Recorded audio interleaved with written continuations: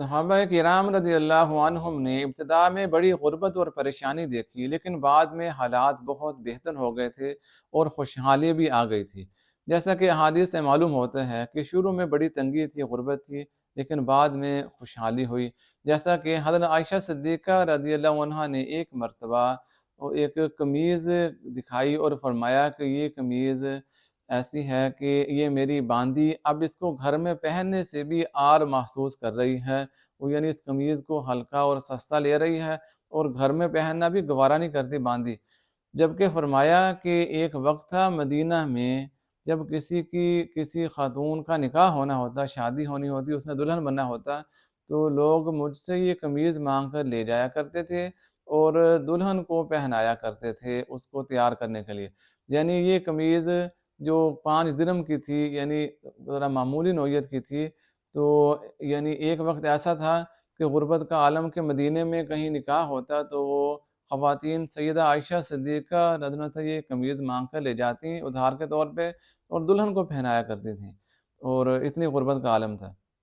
لیکن بعد میں جب خوشحالی ہوئی، فتوحات اور فراوانی ہوئی، تو پھر یہ عالم تھا کہ سیدہ عائشہ صدیقہ رضی اللہ عنہا کی باندی وہ قمیض پہننے کو، اپنے اس جیسی قمیض یا اس قمیض کو گھر میں پہننے سے بھی عار محسوس کرتی تھی کہ اس کو میں گھر میں پہنوں، تو یعنی وہ بھی اعلیٰ اور قیمتی قمیض باندیاں بھی پہننے لگ گئی تھیں۔ یعنی اس سے پتہ چلا کہ ابتدا اور بعد کے حالات میں بہت فرق آ گیا تھا۔ اسی طرح حضرت ابو ہریرہ رضی اللہ عنہ فرماتے ہیں، ایک مرتبہ کتان کا ایک یعنی قیمتی کپڑا تھا، نرم ریشمی، اس سے ناک صاف کرنے لگے اور فرمایا کہ عجیب بات ہے کہ آج ابو ہریرہ اپنے کہنے لگے کہ آج اس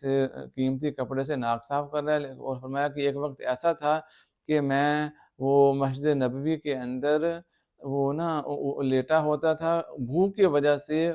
اٹھا نہیں جاتا تھا اور میں بھوک کی وجہ سے نڈھال ہو کر گر پڑتا تھا، اور لوگ سمجھتے تھے کہ ابو ہریرہ ان کو مرگے کا دورہ پڑا ہے، تو لوگ ان کا علاج کرنے کے لیے ان کے اوپر دباؤ ڈالتے، وزن ڈالتے تھے ان کی گردن کے اوپر تاکہ دورہ ختم ہو جائے اور درست ہو جائیں، جبکہ فرمایا مجھے وہ دورہ نہیں ہوتا تھا مرگی کا، وہ تو بھوک کی وجہ سے میں نڈھال ہو جاتا تھا۔ تو یعنی ایک وقت ایسا فرمایا بھوک کا عالم تھا کہ نڈھال ہو کے گر پڑتا اور کھانے کو کچھ نہیں تھا، اور اب یہ ہے کہ اتنی قیمتی کپڑے سے ناک صاف کرنا۔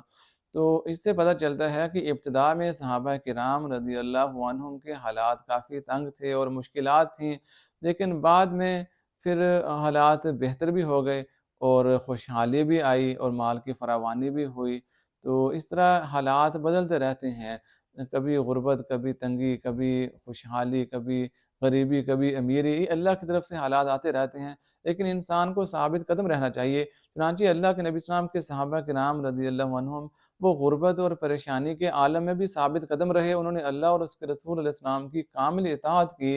اور انہوں نے فرمانبرداری کی، وفاداری کی، اور جب حالات بہتر ہو گئے، بہت خوشحالی آ گئی، پھر بھی صحابہ کرام رضی اللہ عنہم اجمعین کے رویوں میں، ان کے مزاج میں اور ان کے معمولات میں فرق نہیں آیا، وہ اسی طرح اپنی عبادات میں، اخلاق کے اندر اور اپنے معمولات میں اسی طرح ثابت قدم رہے۔ تو مال و دولت کی فراوانی نے صحابہ کرام رضی اللہ عنہم کے عبادات یا ان کے اخلاق پر کوئی اثر نہیں ڈالا، وہ اللہ کے نبی صلی اللہ علیہ وسلم کی تربیت یافتہ تھے، تو غربت میں بھی انہوں نے دین کو تھامے رکھا اور دین پر 100% عمل کیا، اور جب ان کے اوپر خوشحالی اور پیسے کی فراوانی ہوئی، پھر بھی انہوں نے اللہ اور اس کے رسول کے احکامات کی کامل اطاعت کی۔ تو ایک مسلمان کی یہی شان ہونی چاہیے کہ چاہے غربت کا عالم ہو، چاہے خوشحالی اور امارت ہو، ہر حال میں اس کو اللہ اور اس کے رسول کا فرمانبردار رہنا چاہیے، شریعت کے اصولوں